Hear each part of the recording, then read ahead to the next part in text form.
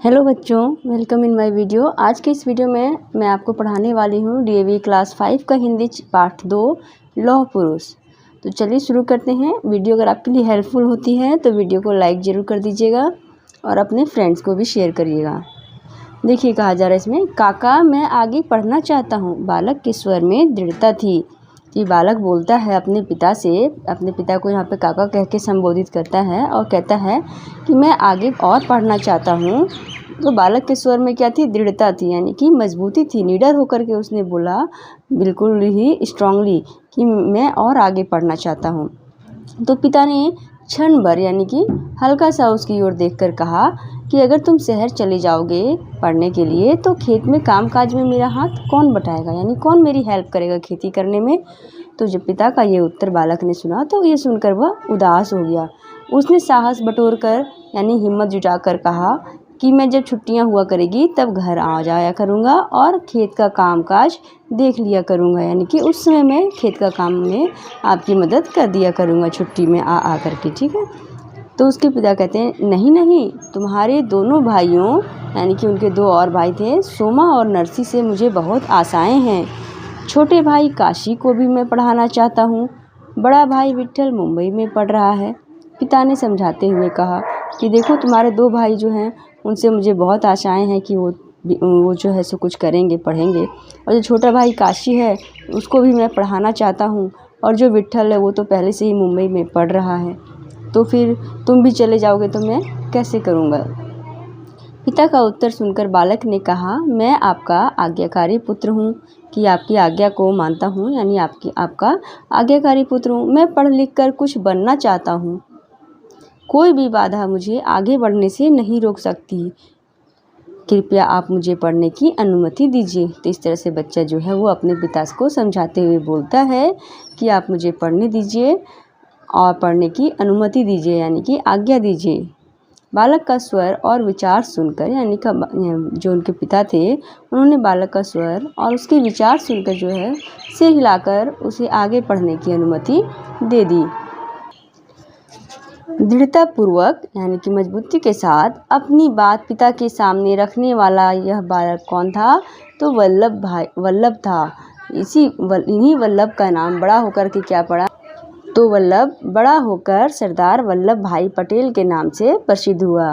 बचपन की यह दृढ़ता उनमें आजीवन बनी रही, यानी पूरे जीवन काल जब तक वे जीवित रहे, आजीवन यानी पूरा जीवन, उनके जीवन भर जो उनकी जो बचपन की जो दृढ़ता थी ना वो उनमें बनी रही। इसलिए देश उन्हें लौह पुरुष के नाम से याद करता है। लौह पुरुष, लोहा का अर्थ क्या होता है? यानी कि लोहा जो है कितना मजबूत होता है, तो उसी तरह से मजबूत थे, बहुत दृढ़ थे, अपने विचारों के पक्के थे, तो इसलिए उन्हें देश लौह पुरुष के नाम से याद करता है। वल्लभ भाई पटेल ने 1857 में नदियाड़, गुजरात से नदियाड़ जगह है गुजरात में, वहाँ से 10वीं कक्षा की परीक्षा उत्तीर्ण की, यानी कि परीक्षा पास की 10th तक की। 10वीं तक आते आते वल्लभ ने अपने आने वाले जीवन के विषय में निर्णय ले लिया था, यानी कि 10 क्लास तक आते आते उन्होंने कि उनको आगे अपनी लाइफ में क्या करना है, क्या करियर के में क्या बनना है, उसके बारे में उन्होंने डिसीज़न ले लिया था। जान चुका था कि इंग्लैंड से कानून की पढ़ाई कर भारत आते हैं, तो उन्हें इस बात का पता चल चुका था कि जो लोग इंग्लैंड से कानून की पढ़ाई करके भारत आते हैं उन्हें धन और यश, यानी कि धन पैसा, यश यानी कि प्रसिद्धि, फेमस, दोनों मिलते हैं, यानी कि फेमस भी हो जाते हैं कि भाई इंग्लैंड से पढ़ के आया है तो उसको तो प्रसिद्ध तो हो ही जाएगा। इंग्लैंड जाकर कानून की पढ़ाई करना ही वल्लभ भाई के जीवन का उद्देश्य बन गया। अब उनका उद्देश्य क्या बन गया था कि अब उन्हें बस इंग्लैंड जाकर कानून की पढ़ाई करना है। उसने रात दिन कठोर परिश्रम शुरू कर दिया, यानी रात दिन बहुत ज़्यादा वो पढ़ने लगे, मेहनत करने लगे।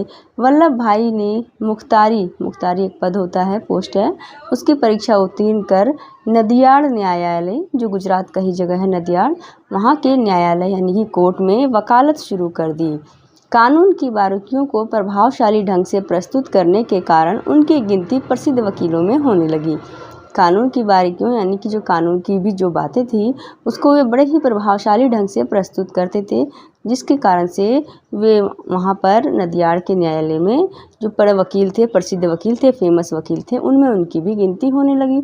वह इंग्लैंड जाने के लिए पैसे जोड़ते रहे कि इंग्लैंड जाने के लिए पैसे की भी तो ज़रूरत थी ना, तो यहाँ पर ये काम करते रहे और अपने इंग्लैंड जाने के लिए वो पैसे बचाते रहे। वह दिन आया जब उन्होंने इंग्लैंड जाने की समूची कार्रवाई पूरी कर ली, यानी सभी काम उन्होंने इंग्लैंड जाने के लिए जो भी पेपर वर्क था और जो भी फाइनेंशियल वर्क था वो पूरा कर लिया। अब यात्रा संबंधी आदेश की प्रतीक्षा करने लगे। अब वो वेट करने लगे कि कब उन्हें जो है सो जाने के लिए जो वीज़ा वगैरह का होता है प्रोसेस, उसका वेट करने लगे। वर्षों का सपना पूरा होने वाला है, यह सोचकर वल्लभ भाई मन ही मन प्रसन्न होते थे।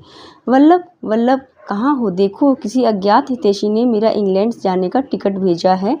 चिल्लाता हुआ उनका बड़ा भाई विट्ठल उनके पास आया। तो उनके जो बड़े भाई थे विट्ठल, वो उनके पास चिल्लाते हुए आते हैं कि वल्लभ वल्लभ देखो किसी अज्ञात हितैषी ने, अज्ञात यानी कि अननोन पर्सन, और जो मतलब जिसके बारे में जानकारी नहीं हो, और हितैषी यानी कि जो उनका भला चाहने वाला है, तो उसने मेरे इंग्लैंड जाने का टिकट भेजा है।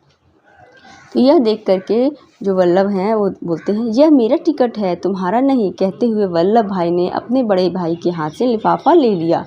लिफाफे पर अंग्रेजी में लिखा था वी.जे. पटेल, वकील बोरसद। उनका जो नाम था क्या था, वी.जे. पटेल उनका शॉर्ट फॉर्म था, और वे वकील थे कहाँ, बोरसद उनका घर का एड्रेस था। तो वल्लभ भाई समझ गए कि यह लिफाफा उनके भाई के पास कैसे पहुंचा, क्योंकि उनके बड़े भाई का नाम क्या था, विट्ठल था। तो विट्ठल भाई भी अंग्रेजी में यही नाम और पता लिखते थे, क्योंकि वह से विट्ठल और वह से वल्लभ, तो वीजे वो भी लिखते थे और ये भी लिखते थे। इसी कन्फ्यूज़न में वो सोचे कि ये उनके लिए आया है। वल्लभ भाई ने अपने भाई को जब पूरी बात बताई तो उनका मुँह लटक गया, यानी काफ़ी उदास हो गए। उन्हें लगा था पहले कि वो उनके लिए आया है, लेकिन जब सारा मैटर उन्होंने समझाया तो फिर उन्हें समझ में आया। कुछ देर बाद विट्ठल भाई ने कहा, मैं बड़ा हूँ, मुझे पहले जाने दो, मेरे आने के बाद तुम चले जाना।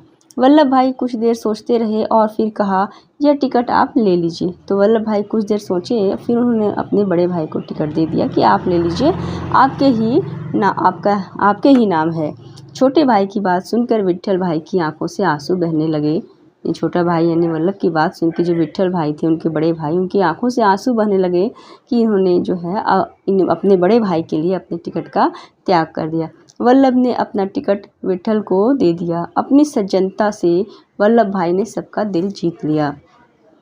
कुछ समय बाद वल्लभ भाई भी कानून की पढ़ाई करने के लिए इंग्लैंड गए। उसके फिर कुछ समय के बाद फिर वो दोबारा जो है सो उनके लिए फिर आया और वे फिर इंग्लैंड गए पढ़ाई करने के लिए। 1913 में वह पढ़ाई पूरी करने के बाद भारत लौट आए। 1913 में उनकी वहाँ पर जो पढ़ाई थी वो पूरी हो गई इंग्लैंड में, और उसके बाद वो भारत लौट आए। उन्होंने अहमदाबाद में वकालत प्रारंभ की। कहाँ पर प्रारंभ की, तो अहमदाबाद में। पहले कहाँ करते थे, नदियाड़ में करते थे।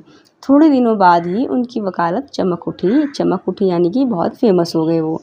वल्लभ भाई ने सुख सुविधाओं से भरपूर जीवन जीना प्रारंभ कर दिया, क्योंकि जब उनकी वकालत चमक उठी, बहुत ज़्यादा पैसा कमाने लगे, तो फिर वो उनका जीवन कैसा हो गया, सुख सुविधाओं से भरपूर जीवन उन्होंने अब जीना शुरू कर दिया। उन्हीं दिनों गांधी जी जो थे वो भी दक्षिण अफ्रीका से लौट आए थे। गांधी जी भी दक्षिण अफ्रीका में वहाँ पे आंदोलन चला रहे थे। इसके बारे में आप SST के चैप्टर में पढ़िएगा आगे क्लासेस में। तो वहाँ से वे लौट आए थे। उन्होंने चंपारण बिहार में चंपारण कहाँ है, बिहार में है, वहाँ पर नील की खेती करने वाले किसानों पर होने वाले अत्याचारों के विरोध में सत्याग्रह प्रारंभ कर दिया। तो उन्होंने क्या किया था, गांधी जी ने बिहार के चंपारण में नील यानी कि जो नील कपड़ों में नील डलता है ना, तो उसकी खेती किसानों से अंग्रेज ज़बरदस्ती करवाते थे और उन पे जो अत्याचार करते थे, उनके जो नील की ज़बरदस्ती उनसे खेती करवाते थे और कम दाम पैसे देकर उनका नील खरीदते थे। तो इन अत्याचार के विरोध में गांधी जी ने वहाँ पर सत्याग्रह प्रारंभ कर दिया।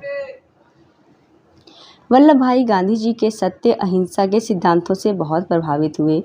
वह वकालत, घर परिवार सब कुछ छोड़कर स्वतंत्रता संग्राम में कूद पड़े। यानी स्वतंत्रता संग्राम यानी कि स्वतंत्रता के लिए जो लड़ाई लड़ी जा रही थी उसमें वो शामिल हो गए गांधी जी के साथ।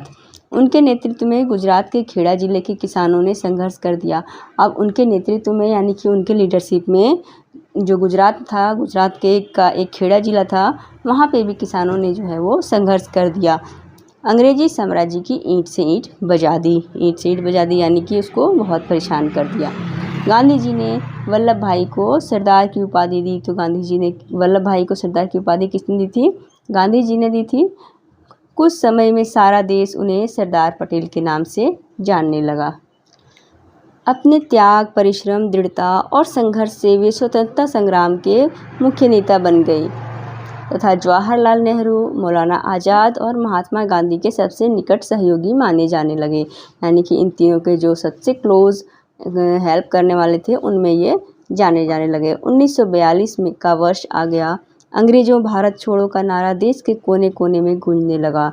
सरदार पटेल ने अहमदाबाद में एक सभा में भाषण देते हुए कहा कि अगर कल सब नेता बंदी बना लिए जाएं, अगर सभी नेताओं को अंग्रेज़ों के द्वारा बंदी बना लिया जाए तब भी स्वतंत्रता संग्राम जारी रखना। लोगों को कहा, मर जाना पर आगे बढ़ाया हुआ कदम पीछे नहीं हटाना। सरदार पटेल की इस ओजस्वी यानी कि प्रभावशाली वाणी से प्रेरित होकर जनता ने अंग्रेजी शासन के विरुद्ध विद्रोह कर दिया यानी कि क्रांति कर दी। सरदार पटेल का जीवन त्याग और दृढ़ता की अद्भुत कहानी है। यानी कि वो अपने जीवन में उन्होंने बहुत त्याग किया है और उनके विचारों में बहुत ही दृढ़ता थी। इसी की अद्भुत कहानी है उनका जीवन।